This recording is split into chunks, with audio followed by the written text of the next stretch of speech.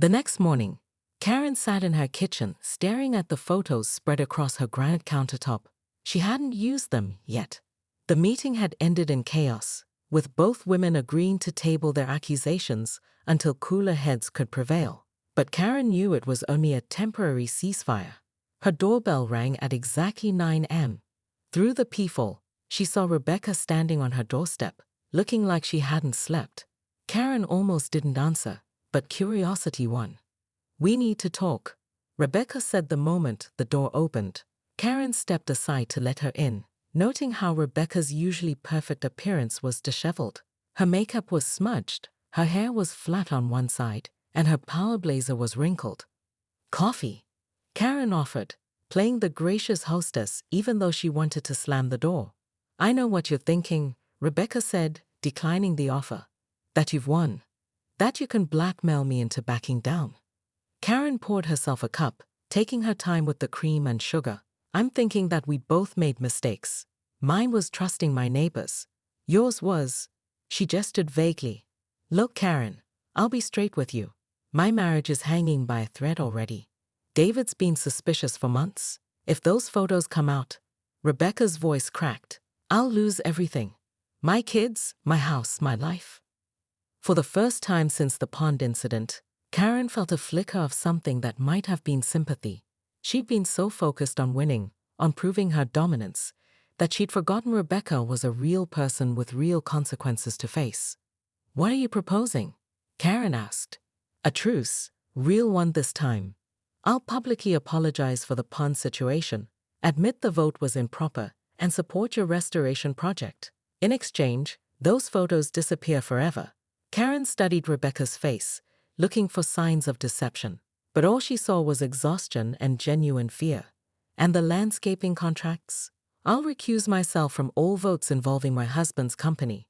Full transparency, open bidding, the works." It was more than Karen had expected to win.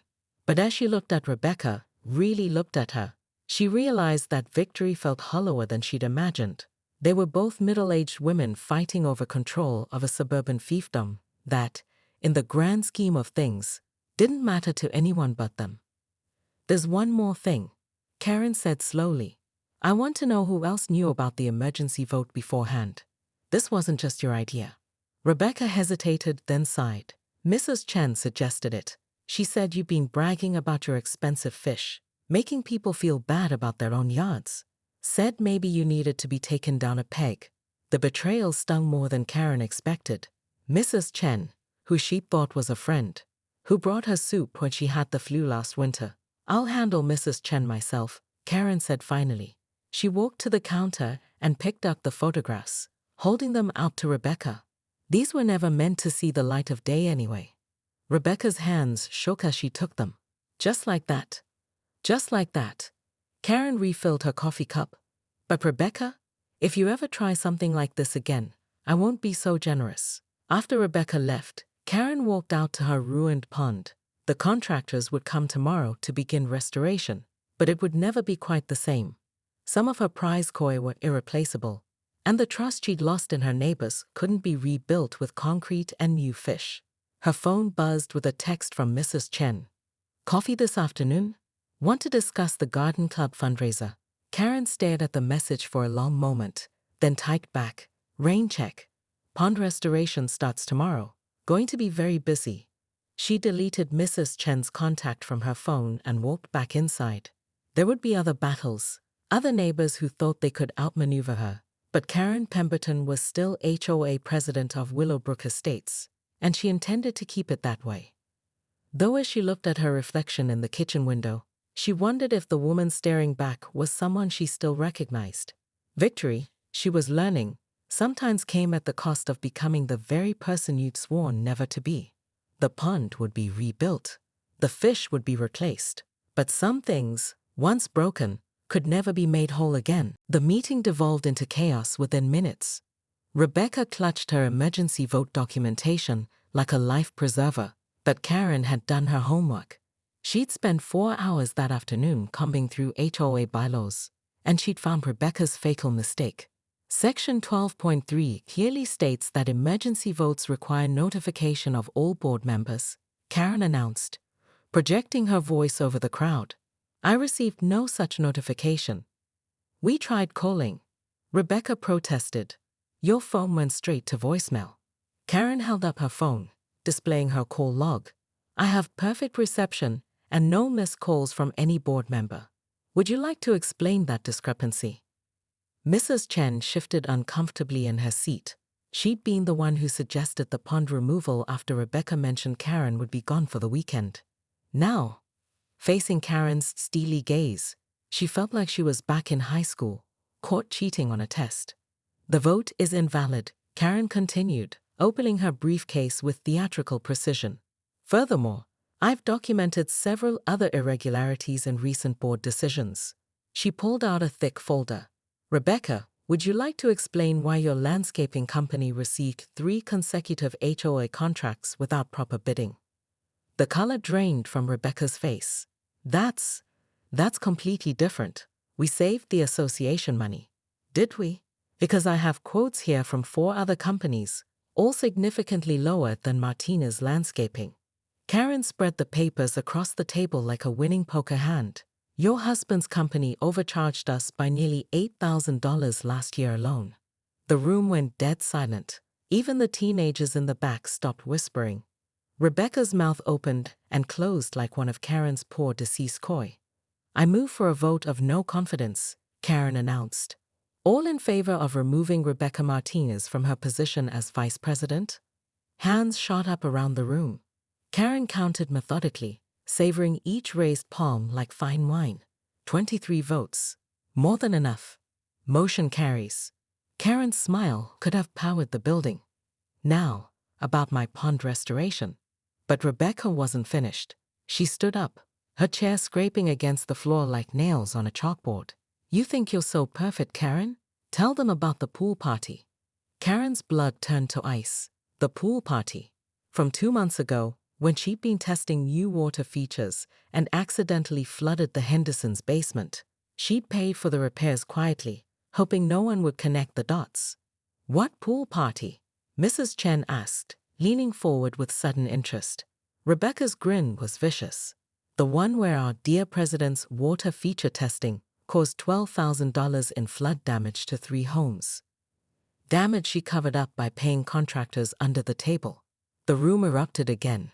But this time the anger was directed at Karen. She felt the tide turning, felt her carefully constructed narrative crumbling like a sandcastle at high tide. I handled that situation appropriately, Karen said, but her voice lacked its earlier confidence. Private insurance matters. Private cover-ups, you mean? Rebecca was gaining momentum now, feeding off the crowd's energy. How many other situations have you handled privately, Karen? How many other times have you put your precious landscaping ahead of our community? Mr. Patterson stood up again, his face flushed with anger.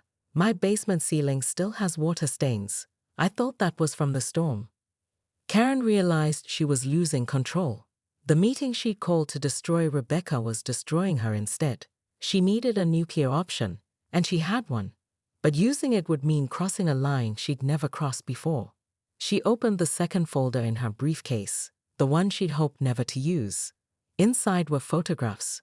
Rebecca and the pool maintenance guy, taken 3 weeks ago when Karen had been investigating the landscaping contracts. She hadn't meant to catch them in a compromising position, but once she had the photos, she'd kept them. Insurance, she told herself. Rebecca, Karen said quietly, holding up the first photograph. Would you like to continue this discussion, or shall we table it for now? Rebecca's face went white as she recognized what Karen was holding. Around the room, people were still shouting about flood damage and cover-ups, but Rebecca could only stare at the evidence of her affair. You wouldn't, she whispered. Karen's smile was winter cold. Try me. Karen Pemberton stood frozen in her driveway, designer handbag sliding off her shoulder as she stared at the gaping hole where her prize koi pond used to be. Dried mud caked the expensive Italian tiles, and her champion goldfish, the ones that had cost more than most people's cars, lay scattered like orange confetti across her perfectly manicured lawn. What the actual hell? She whispered, then immediately caught herself. Ladies didn't curse. But ladies also didn't come home from their book club to find their backyard looking like a crime scene. Her phone buzzed. A text from her neighbor, Mrs. Chen. "So sorry about the pond, dear. HOA emergency meeting last night. Mosquito breeding concerns." Karen's blood pressure spiked so fast she could hear her pulse in her ears. She'd been HOA president of Willowbrook Estates for 3 years, and nobody held emergency meetings without her, especially not about her property. She speed-dialed Rebecca Martinez, the vice president who'd been gunning for Karen's position since day one. "Rebecca," Karen's voice could have frozen champagne. "Explain. Now." "Oh, Karen, you're back early from your sister's." Rebecca's tone dripped false sweetness. "Well, we had 7 complaints about mosquitoes breeding in your pond. Mrs. Patterson's grandson got West Nile, you know. We had to act fast." "You had to act fast?" Karen's voice climbed an octave. "Without the president? Without a proper vote?" "Actually, we did vote. Emergency powers, Section 12.3 of the bylaws. I'm afraid it was unanimous."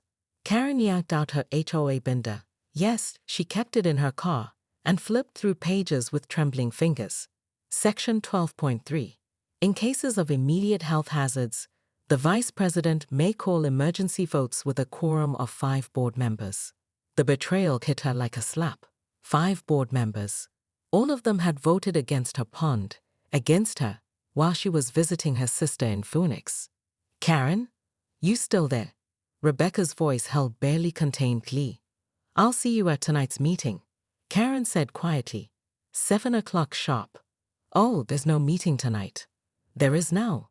Karen hung up and immediately started dialing. If Rebecca wanted to play dirty, Karen would show her what dirty really looked like. By 6 p.m., Karen had called every resident in the development. She positioned herself as the victim of an overreaching board, a property owner whose rights had been trampled while she was away caring for family. She'd conveniently omitted the part about the book club spa weekend. The community center buzzed with angry voices when Karen arrived at 6:45. She changed into her power suit, navy blue with the slight shoulder pads that made her look authoritative, and carried a briefcase that contained everything she'd need to destroy Rebecca's credibility. Rebecca sat at the front table, looking smug until she saw the crowd. Her smile faltered when old Mr. Patterson stood up. "I want to know why nobody told me about this mosquito business," he wheezed. "My grandson got sick at summer camp, not from Karen's pond." The room erupted. Karen allowed herself a small smile as she took her seat at the head table, watching Rebecca's face turn the color of cottage cheese. "I call this meeting to order," Karen announced, her voice cutting through the chaos like a blade.